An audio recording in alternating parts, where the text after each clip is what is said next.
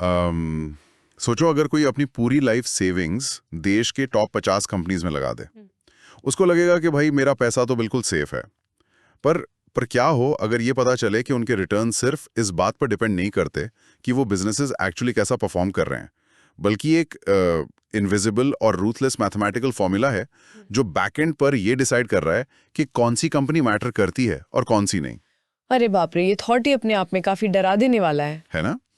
और आज के इस डॉक्यूमेंट के गहन विश्लेषण में हम एग्जैक्टली इसी मैथमेटिकल आर्किटेक्चर के अंदर उतर रहे हैं।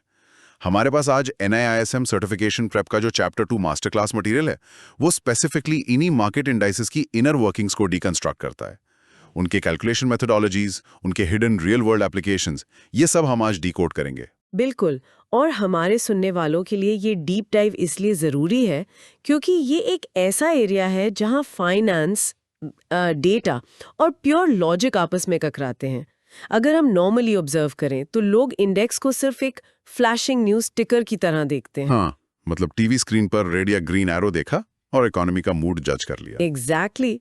तुरंत मान लिया कि मार्केट क्रैश हो रहा है या बूम कर रहा है। लेकिन जो बैकग्राउंड मटेरियल है वो बड़ा क्लियर करता है कि एक इंडेक्स एसेंशियली एक साथ दो अलग अलग आइडेंटिटीज कैरी करता है। एक तरफ वो एक स्टैटिस्टिकल इंडिकेटर है जो ब्रॉडर मार्केट या इकोनॉमी के स्पेसिफिक एरियाज में आने वाले शिफ्ट्स को मेजर करता है, और ठीक उसी वक्त वो एक पोर्टफोलियो भी है, यानी रियल टैंजिबल सिक्योरिटीज का एक प्रैक्टिकली कंस्ट्रक्टेड बास्केट जिसे ट्रेड किया जा सकता है। अगर इसको थोड़ा देसी लेंस से विजुलाइज करें ना, तो मान लो एक बहुत बड़ा और इंटेंस क्रिकेट मैच चल रहा है। अब जो ये स्टैटिस्टिकल इंडिकेटर वाला एस्पेक्ट है वो स्टेडियम का जायंट स्कोरबोर्ड है। हाँ, जो कंटिन्यूअसली अपडेट होता रहता है। बिल्कुल, वो बता रहा है कि मैच किस डायरेक्शन में जा रहा है, रन रेट क्या है। पर जो पोर्टफोलियो वाला एस्पेक्ट है वो पिच पर पसीना बहा रहे असली 11 खिलाड़ियों की टीम है। स्कोरबोर्ड स्ट्रैटेजी समझने के लिए बहुत इंपॉर्टेंट है, पर अल्टीमेटली जो रियल फोर्स है ना, वो उन प्लेयर्स का कलेक्टिव एफर्ट है। सही बात है। और उस स्कोरबोर्ड की रीडिंग्स को सेंस बनाने के लिए एक बहुत क्रूशियल अंडरलाइंग मैकेनिज्म होता है जिसे बेस वैल्यू कहते हैं। हम फाइनेंशियल मार्केट्स में कभी भी रॉ न्यूमेरिक वैल्यूएशंस पर रिएक्ट नहीं करते। मतलब ट्रिलियंस वाले नंबर्स पर नहीं? हाँ, क्योंकि $1 ट्रिलियन मार्केट कैप खुद में सिर्फ एक बड़ा नंबर है, उसकी कोई कॉन्टेक्स्ट नहीं है। इसलिए हर इंडेक्स को शुरू में एक आर्बिट्ररी हिस्टोरिकल डेट पर एंकर किया जाता है। मान लीजिए डे 1 पर वैल्यू आर्बिट्ररी 100 सेट कर दी गई। ओह, तो जो बेस होता है वो हमेशा फिक्स्ड होता है शुरुआत में। राइट। अब आज सालों बाद जो भी फिगर स्क्रीन पर फ्लैश हो रहा है वो सिर्फ उस 100 के कंपैरिजन में एक प्रिसाइज परसेंटेज चेंज है, जिससे ट्रेंड को इंस्टेंटली क्वांटिफाई करना पॉसिबल हो पाता है। एक मिनट, और जब इन मैट्रिक्स का प्रैक्टिकल यूज देखा जाता है तो मटेरियल 3 बड़े पिलर्स ऑफ एप्लीकेशन को सामने रखता है। हाँ, वो 3 पिलर्स बहुत इंपॉर्टेंट है। पहला रोल तो वही है मार्केट परफॉर्मेंस इंडिकेटर, ये लिटरली इकोनॉमी की नब्ज है। दूसरा रोल है एक बेंचमार्क फॉर इवैल्यूएशन क्रिएट करना। ये वो सख्त यार्डस्टिक है जिसके बेसिस पर हजारों म्यूचुअल फंड मैनेजर्स की परफॉर्मेंस नापी जाती है कि उन्होंने मार्केट को बीट किया या नहीं। और तीसरा पिलर जो सबसे हेवीली ट्रेडेड है वो है डेरिवेटिव्स मार्केट के लिए अंडरलाइंग एसेट बनना। फ्यूचर्स और ऑप्शंस के जो हजारों करोड़ के कॉन्ट्रैक्ट्स होते हैं ना, वो बस हवा में ट्रेड नहीं होते। बिल्कुल नहीं, वो इन्हीं स्ट्रक्चरल फाउंडेशंस पर रेस्ट करते हैं। डेरिवेटिव्स वाले एंगल तो वाकई पूरे मॉडर्न फाइनेंशियल सिस्टम की ग्रेविटी को होल्ड करता है। पर जब हम उस दूसरे आइडेंटिटी यानी पोर्टफोलियो वाले हिस्से की तरफ बढ़ते हैं तो वहां एक ऐसी डिबेट शुरू होती है जो बहुत पोलराइजिंग है। वेटिंग मैट्रिक्स वाली डिबेट। एग्जैक्टली। एक पोर्टफोलियो में किस कंपनी को कितना इंपॉर्टेंस मिलेगा, ये इंडेक्स वेटिंग मैट्रिक्स ही डिसाइड करता है कि पावर किसके हाथ में होगी। इसमें पहला स्ट्रक्चर है मार्केट कैप वेटेड इंडेक्स, जिसमें टोटल मार्केट वैल्यू इंजन को ड्राइव करती है, राइट? हाँ, इसका मैथमेटिकल लॉजिक सिंपल है। टोटल आउटस्टैंडिंग शेयर्स को उनके करंट प्राइस से मल्टीप्लाई कर दो। जिसका मार्केट कैप सबसे बड़ा निकल कर आएगा उस कंपनी का इंडेक्स पर मैथमेटिकली उतना ही बड़ा दबदबा होगा। मतलब अगर इसको वापस क्रिकेट एनालॉजी में डालूं तो ये कुछ ऐसा है कि मोहल्ले की टीम में जो लड़का सबसे एक्सपेंसिव बैट और किट लेकर आएगा, फील्ड पर आधी कैप्टनसी उसी की चलेगी, चाहे बाकी प्लेयर्स टेक्निक में उससे बेहतर ही क्यों ना हो। बड़ी परफेक्ट एनालॉजी दी यार तुमने। और इस स्ट्रक्चर का एक क्लियर फ्लॉ ये है कि जो ऑलरेडी बड़ा है सिस्टम उसे और ज्यादा डोमिनेंट बनाता चला जाता है। ये एक मैसिव स्नोबॉल इफेक्ट क्रिएट करता है। तो इसको ठीक कैसे करते हैं? इस वनरेबिलिटी को एड्रेस करने के लिए एक रिफाइनमेंट लाया गया, फ्री फ्लोट मार्केट कैप। इस सिस्टम में टोटल आउटस्टैंडिंग शेयर्स काउंट करने के बजाय सिर्फ उन शेयर्स पर फोकस किया जाता है जो रेडिली अवेलेबल है पब्लिक ट्रेडिंग के लिए। ओह, मतलब मार्केट की ट्रू लिक्विडिटी का फिल्टर लगाना, जो शेयर्स फाउंडर्स या गवर्नमेंट या किसी स्ट्रेटेजिक होल्ड लॉक में बंद हैं, उनको आप बाहर निकाल देते हो। बिल्कुल सही पकड़ा। वो मैथमेटिकली इरेलेवेंट कर दिए जाते हैं। इंडिया के कॉन्टेक्स्ट में सेंसेक्स और निफ्टी 50 दोनों स्ट्रिक्टली इसी फ्री फ्लोट लॉजिक पर ऑपरेट करते हैं। ये अप्रोच लॉजिकली काफी साउंड लगती है। आम रिटेल प्लेयर सिर्फ उन्हीं शेयर से इंटरेक्ट कर सकता है जो सर्कुलेशन में है। पर मटेरियल में एक तीसरा स्ट्रक्चर भी है, प्राइस वेटेड इंडेक्स, और इसको पढ़ के मैं थोड़ा अजीब फील कर रहा था। हाँ, वो थोड़ा काउंटर इंट्यूटिव है। थोड़ा नहीं, बहुत काउंटर इंट्यूटिव है। यहाँ पर किसी कंपनी का साइज, रेवेन्यू या फुटप्रिंट बिल्कुल इरेलेवेंट हो जाता है। सिर्फ शेयर का प्राइस मैटर करता है। एक मिनट, अगर किसी शेयर की प्राइस 650 रुपए है और दूसरे की 100 रुपए, राइट। तो क्या वो 650 वाला शेयर उस 100 वाले से ज्यादा असर डालेगा, भले ही वो 100 रुपए वाली कंपनी टोटल वैल्यू में 4 गुना ज्यादा बड़ी हो? ये तो प्योर कॉर्पोरेट फंडामेंटल्स के कंप्लीटली खिलाफ है। ये वाकई में एक अजीब स्ट्रक्चरल पैराडॉक्स है, और डॉक्यूमेंटेशन इसको एक सिवियर वल्नरेबिलिटी के रूप में पॉइंट आउट करता है। ऐसे आर्किटेक्चर में इजीली मैनिपुलेशन या स्क्यूइंग हो सकती है। फिर लोग इसको यूज ही क्यों करते हैं? इंटरेस्टिंग बात यह है कि दुनिया के कुछ सबसे हिस्टोरिक इंडिसेस जैसे कि यूएस का डाउ जोन्स और जापान का निके आज भी एग्जैक्टली इसी पुराने मेथोडोलॉजी पर चल रहे हैं। वेट, सच में? हाँ, इसका रीजन प्योरली लेगेसी है। जब 1800s के एंड में डाउ जोन्स शुरू हुआ था, तब कॉम्प्लेक्स वेटेड एवरेज निकालने के लिए सुपर कंप्यूटर्स नहीं थे उनके पास। अच्छा, तो पेपर पर कैलकुलेट करना पड़ता होगा। एग्जैक्टली। प्राइसेस को ऐड करके नंबर ऑफ स्टॉक्स से डिवाइड करना ही एकमात्र प्रैक्टिकल कैलकुलेशन था, और वो लेगेसी आज तक वैसी ही फ्रीज होकर रह गई है। हिस्ट्री की लेगेसी कभी-कभी कितनी स्टबर्न हो सकती है। अब इस स्क्यूइंग प्रॉब्लम को सॉल्व करने के लिए चौथा मेथड इंट्रोड्यूस होता है, इक्वल वेटेड इंडेक्स। अगर नेचुरली सोचो तो ये सबसे उटॉपिक और फेयर सिस्टम लगता है। सबको बराबर हिस्सा। हाँ, कोई बड़ा नहीं, कोई छोटा नहीं। हर सिंगल स्टॉक को एक एब्सोल्यूट फिक्स्ड यूनिफॉर्म वेट दे दिया। लेकिन थ्योरेटिकल फेयरनेस और प्रैक्टिकल इंप्लीमेंटेशन में जमीन आसमान का फर्क होता है, और यहीं से फंड मैनेजर की दुविधा शुरू होती है। क्योंकि स्टॉक मार्केट हमेशा मोशन में रहता है। अगर डे 1 पर हर स्टॉक एग्रेसिवली 2% के वेट पर फिक्स किया गया, तो ऑब्वियसली कुछ दिन बाद कुछ स्टॉक्स रैली करेंगे और कुछ क्रैश होंगे। राइट। जो विनर स्टॉक तेजी से ऊपर गया, अब उस इंडेक्स में उसका वेट ऑटोमेटिकली 3% या उससे ज्यादा हो जाएगा। अब उस प्रॉमिस्ड यूनिफॉर्मिटी को वापस लाने के लिए फंड मैनेजर को एक एक्सट्रीम स्टेप लेना पड़ता है। उनको अपने बेस्ट परफॉर्मिंग विनिंग स्टॉक्स को फोर्सिबली बेचना पड़ेगा, ताकि वो वापस 2% पर आ जाए, और उस एक्स्ट्रा कैश से उन लूजिंग स्टॉक्स को बाय करना पड़ेगा जो गिर चुके हैं। सही बात है। इसे ऐसे समझते हैं, मान लीजिए किसी बिग फैट इंडियन वेडिंग का इलैबोरेट बफे चल रहा है। होस्ट का एक अजीब सा स्ट्रिक्ट रूल है कि सभी मेहमानों की प्लेट में खाना स्ट्रिक्टली बराबर होना चाहिए। इक्वल वेट, है ना? हाँ। अब अगर कोई मेहमान ज्यादा स्पीड से खा रहा है, यानी वो स्टॉक जो तेजी से बढ़ रहा है, तो उस यूनिफॉर्मिटी को बचाने के लिए केटरिंग स्टाफ को उस तेजी से खाने वाले की प्लेट से खाना निकालकर उस मेहमान की प्लेट में फोर्सफुली डालना पड़ेगा जो बहुत धीरे खा रहा है। अरे बाप रे, ये तो केओस हो जाएगा। पागलपन है ये कंटिन्यूअस रीबैलेंसिंग सुनने में ही कितनी एग्जॉस्टिंग लगती है। ये देसी एग्जाम्पल परफेक्टली कैप्चर करता है कि एग्जीक्यूशन ग्राउंड पर कितनी मेसी होती है, और इस कांस्टेंट बाइंग और सेलिंग का एक मैसिव ट्रांजैक्शन कॉस्ट होता है। बिल्कुल। इन स्ट्रक्चर्स की बैक एंड रियलिटी उनके फ्रंट एंड नैरेटिव से बहुत अलग होती है, और इस रियलिटी को डेप्थ में समझने के लिए हमें इनके कैलकुलेशन मैथ के पर्दे के पीछे देखना होगा। तो चलो डायरेक्टली नंबर्स के इंजन रूम में डाइव करते हैं। मार्केट कैप कैलकुलेशन वाला सेक्शन मटेरियल में एक सिंपल 5 स्टॉक के सिनारियो से डीमिस्टिफाई किया गया है।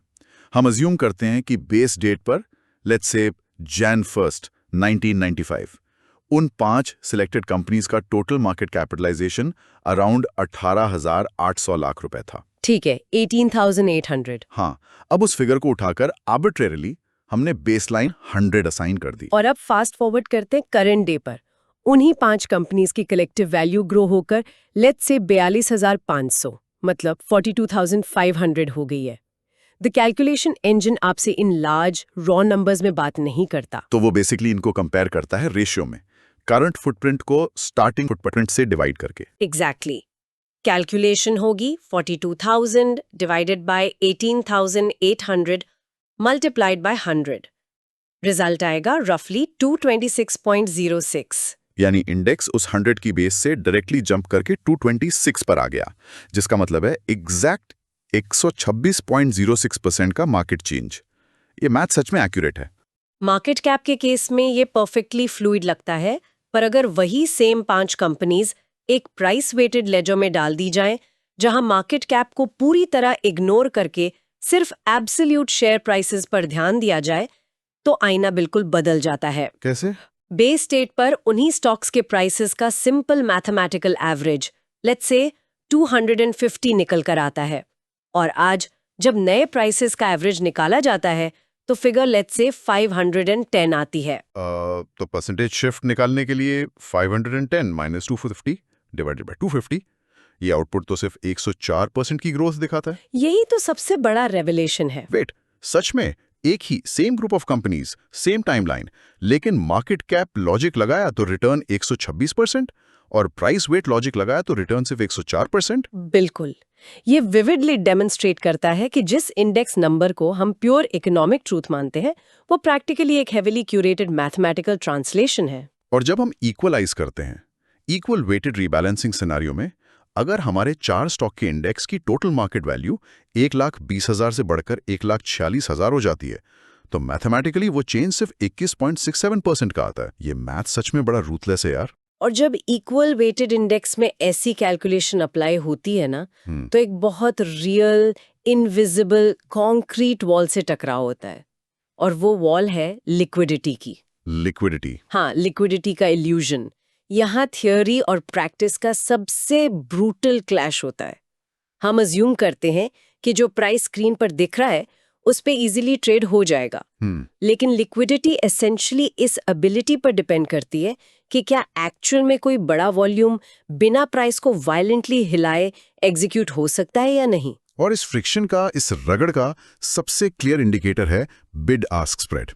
ऑर्डर बुक बेसिकली बायर्स और सेलर्स का एक कंटिन्यूस टग ऑफ वॉर है। मान लीजिए एक एसेट पर बेस्ट बाय 4 रुपए पर खड़ा है और बेस्ट सेल 4 रुपए 50 पैसे पर रुका है, तो स्प्रेड 50 पैसे का हुआ। एग्जैक्टली। अगर कोई सुनने वाला अभी इंस्टेंट एंट्री और तुरंत एग्जिट लेना चाहे, तो उस गैप की वजह से बिना मार्केट हिले ही उसको लॉस हो जाएगा, क्योंकि आपने 4.50 में खरीदा और तुरंत 4 में बेचा। इसको प्रिविलेज ऑफ ट्रेडिंग का टैक्स कह सकते हैं। छोटे रिटेल वॉल्यूम्स पर यह टैक्स माइनर लगता है, पर प्रॉब्लम मैसिवली एम्पलीफाई होती है जब इंस्टीट्यूशनल साइज के वॉल्यूम्स आते हैं। यहीं से इम्पैक्ट कॉस्ट का कॉन्सेप्ट आता है। अगर आइडियल प्राइस देखें तो वो बिड और आस्क के मिडिल में होता है। अगर बिड 9.80 है और ऑफर 9.90, तो आइडियल मिडवे प्राइस हुआ 9.85। पर असल जिंदगी में ट्रांजैक्शंस वैक्यूम में तो होते नहीं। वही तो। Let's look at the scenario of offloading या बाइंग 1500 शेयर्स। जब कोई इस साइज का ऑर्डर स्क्रीन पर डालता है, तो ठीक 9.90 पर उसे पूरे 1500 शेयर्स नहीं मिलते। वो ऑर्डर बुक की लेयर्स को खाना शुरू करेगा। हाँ, पहले 1000 शेयर्स शायद 9.90 पर मिल जाएं, पर बचे हुए 500 शेयर्स के लिए बायर को अगले सेलर्स तक रीच करना पड़ता है, जहां प्राइस 10 रुपीज टच कर सकते हैं। तो एग्जीक्यूशन प्राइस आइडियल से बहुत दूर चला गया। अगर हम इसको कैलकुलेट करें, 1000 शेयर्स 990 पर plus 500 shares 10 rupees per, total average execution price हो गया 9.933, जबकि आइडियल था 9.85। ठीक पकड़ा। और इन दोनों का गैप वही तो इम्पैक्ट कॉस्ट है। यहाँ इम्पैक्ट कॉस्ट रफली 0.84% बन रहा है। आमतौर पर सोचा जाता है कि जिसके पास ह्यूज वॉल्यूम है उसका अपर हैंड होगा, पर ऑर्डर बुक्स में बड़ा वॉल्यूम प्रैक्टिकली एक लायबिलिटी बन जाता है। ये सच में इस डॉक्यूमेंट का सबसे बड़ा आहा मोमेंट है। मार्केट में साइज एक्चुअली एक डिसएडवांटेज है। इसको लोकल सब्जी मंडी के कियोटिक माहौल से रिलेट करते हैं। मान लीजिए कोई खरीदार मंडी जाता है और सिर्फ 1 किलो टमाटर मांगता है। वेंडर आराम से 40 रुपए पर किलो का भाव देगा, क्योंकि ये सप्लाई एम्पल है 1 किलो के लिए। हाँ, लिक्विड सप्लाई है। लेकिन अगर वही बायर अचानक से कहे कि मुझे अभी के अभी पूरी 50 किलो की थैली चाहिए बल्क में, वेंडर तुरंत कैलकुलेट करेगा कि इस बायर का डेस्परेशन हाई है, सप्लाई कम है। वो अपना तरीका बदलेगा और कहेगा पहले 10 किलो 40 में, अगले 20 किलो 42 में और बचा हुआ माल 50 में दूंगा। बिल्कुल ऐसे ही काम करता है। बल्क डिमांड खुद एवरेज प्राइस को बढ़ा देती है। ऑर्डर बुक्स में इंस्टीट्यूशंस लिटरली इसी मार्केट फ्रिक्शन को माइक्रो सेकेंड्स में हर दिन झेलते हैं। और क्योंकि एक स्लाइट इम्पैक्ट कॉस्ट हजारों करोड़ का रिटर्न इरेज कर सकती है, यहाँ सेबी के सख्त रूल्स की एंट्री होती है। सीबी प्रूडेंशियल नॉर्म्स और इंडेक्स गवर्नेंस वाला सेक्शन काफी डिटेल था। हाँ, इसमें 2 फंडामेंटल कॉन्सेप्ट्स हैं, मेंटेनेंस वर्सेस रिविजन। मेंटेनेंस का मतलब है डे टू डे हाइजीन। अगर स्टॉक स्प्लिट हुआ या डिविडेंड आया तो मैथमेटिकली उसको ठीक करना। पर रिवीजन का मतलब तो पूरा ओवरहॉल होता है ना। एग्जैक्टली। रिवीजन मतलब हार्ट ट्रांसप्लांट। मार्केट के बदलते रूप के हिसाब से पुराने इररिलेवेंट स्टॉक्स को निकालना और नए सेक्टर्स को लाना। सेबी का अक्टूबर 2025 का सर्कुलर इस स्ट्रक्चरल सेफ्टी नेट को एनफोर्स करता है। नॉन बेंचमार्क्ड इंडाइसेस पर डेरिवेटिव्स के लिए अब स्ट्रिक्टली कम से कम 14 कंस्टिट्यूएंट्स होने चाहिए और वो प्योरली डिसेंडिंग वेट में होने चाहिए, ताकि 1 या 2 बड़ी कंपनीज पूरे सिस्टम को हाईजैक न कर लें। लेकिन डॉक्यूमेंट में एक ट्रांच वेट एडजस्टमेंट का पॉइंट है जो थोड़ा कॉम्प्लेक्स लग रहा था। बैंकिक्स और फिनिफ्टी को सिंगल ट्रांच में यानी एक ही झटके में इंप्लीमेंट किया जाएगा, लेकिन एनएसई के बैंक निफ्टी को मार्च 2026 तक 4 महीने के कॉम्प्लेक्स ट्रांच में एडजस्ट किया जाएगा। ऐसा क्यों? महीने में 2% एडजस्टमेंट करके उसको 26 पर ले आते हैं। पर वेट, मार्केट तो तब फ्री फ्लो कर रहे हैं ना। एक ही पॉजिटिव न्यूज आई और वो स्टॉक वापस ऊपर चला गया। तो फंड मैनेजर टारगेट चेज कर रहा है और टारगेट खुद डायनामिकली शिफ्ट हो रहा है। इस कैलकुलेशंस में तो पागल हो जाएंगे लोग। ये फ्रस्ट्रेशन रियल है और इस ड्रिफ्ट फिनोमेना को सेबी ने अकाउंट किया है, इसलिए परसेंटेजेस फिक्स नहीं है। महीने 2 में नए ड्रिफ्टेड लेवल से रिमेनिंग डिस्टेंस को प्योरली बचे हुए महीनों में इवनली बांटते हैं। फिर चाहे वो एडजस्टमेंट 1.83% हो या नेक्स्ट मंथ 1.75 हो। एंड गोल बस फाइनल टारगेट को प्रैक्टिकली मीट करना है आखिरी महीने में। पर आम सुनने वालों को लगेगा कि इतना ड्रामेटिक सेटअप क्यों? सेबी एक वीकेंड पर मार्केट बंद करके एक झटके में सब क्यों नहीं बदल देता? वो तो डिजास्टर हो जाएगा। वही ना। सोचो, किसी बड़ी हाउसिंग सोसाइटी की पुरानी सिक्योरिटी गार्ड कंपनी को रिप्लेस करना है। अगर प्रेसिडेंट एक ही रात में सारे 50 पुराने गार्ड्स को निकालकर नए अनजान गार्ड्स लगा दे तो अगले दिन सब फेल हो जाएगा, पूरा पैनिक मच जाएगा। धीरे धीरे 4 महीने में गेट्स एडजस्ट करना सेफ होता है। मार्केट में भी फोर्स सेल ऑफ से बचा जा रहा है इन ट्रांचेस के थ्रू। बिल्कुल सही एग्जाम्पल दिया। ये 4 मंथ ट्रांच एसेंशियली एक हेविली पैडेड शॉक अब्जॉर्बर है और इन शॉक अब्जॉर्बर्स की अहमियत तब समझ आती है जब आप रियलाइज्ड करते हैं कि इस मेट्रिक पर कितना पैसा जुड़ा है। हमारा broad Indian ecosystem essentially 2 core benchmarks पर टिकता है, सेंसेक्स और निफ्टी 50। ये सिर्फ इंडिकेटर्स नहीं है, ये एक पैरेलल यूनिवर्स है जिसके इर्द गिर्द इंडेक्स फंड्स, ईटीएफ्स और हेजिंग डेरिवेटिव्स ऑपरेट करते हैं। सही कहा। चलो अब इकोसिस्टम का डिस्कशन हो ही गया है तो एक क्विक नॉलेज चेक करते हैं सोक्रेटिक डायलॉग के फॉर्म में। मैं सवाल पूछती हूँ, तुम ट्राई करो। डन, पूछो। अगर बेस मार्केट कैप 20,000 है, करंट मार्केट कैप 50,000 है और बेस वैल्यू 100 है, तो नया इंडेक्स वैल्यू क्या होगा? सिंपल रेशियो निकालना है। 50,000 डिवाइडेड बाय 20,000 होता है 2.5 यानी 2.5 और बेस 100 था तो एग्जैक्टली 250, मतलब डायरेक्ट 150% की अपवर्ड ग्रोथ। परफेक्ट। दूसरा सवाल, अगर बेस्ट बाय ऑर्डर 10.20 पर है और बेस्ट सेल ऑर्डर 10.40 पर है, तो आइडियल प्राइस क्या होना चाहिए? दोनों के ठीक बीच में, यानी 10.30। Spot on. अब आखिरी सवाल थोड़ा ट्रिकी है। लिक्विडिटी खराब होने पर इम्पैक्ट कॉस्ट कम हो जाता है, ट्रू या फॉल्स? बिल्कुल फॉल्स। ये तो हमने डिस्कस किया। जब लिक्विडिटी ड्राइंग अप होती है यानी ऑर्डर बुक पतली होती है तो एग्जीक्यूशन फ्रिक्शन ड्रामेटिकली बढ़ जाता है।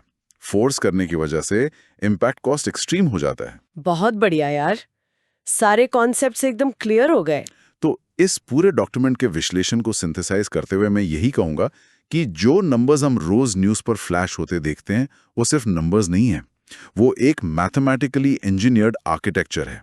उनकी वेटिंग मैट्रिक्स, वो मंडी जैसी लिक्विडिटी फ्रिक्शन और सेबी के कॉम्प्लेक्स 4 महीने वाले रूल्स, ये क्वांटिटेटिव फाइनेंस की नींव हैं। ये फ्रेमवर्क सच में आम लोगों के मार्केट देखने का नजरिया बदल सकता है। एब्सोल्युटली। पर यहाँ से हमारे सुनने वालों के लिए एक बहुत ही गहरा और थोड़ा प्रोवोकेटिव सवाल उठता है, जिसमें उन्हें जरूर सोचना चाहिए। क्या सवाल है? अगर पूरा इंडेक्स, कैपिटल फ्लोज और पैसिव इन्वेस्टिंग एक ऐसी रिलेंटलेस मैथमेटिकल इंजन पर चल रहा है जहां डायनामिक रीबैलेंसिंग और रेगुलेटर्स रूल्स डिक्टेट कर रहे हैं, तो क्या आम निवेशक प्रैक्टिकली उन टॉप 50 कंपनीज के बिजनेस मॉडल में इन्वेस्ट कर रहे हैं, या फिर जाने अनजाने में हम सब एक ब्रिलियंटली डिजाइंड और क्लेवरली हिडन मैथमेटिकल फॉर्मूला की मैकेनिकल सवारी कर रहे हैं? ये सोचने वाली बात है। वाकई इस पॉइंट पर सोचने के लिए बहुत कुछ है।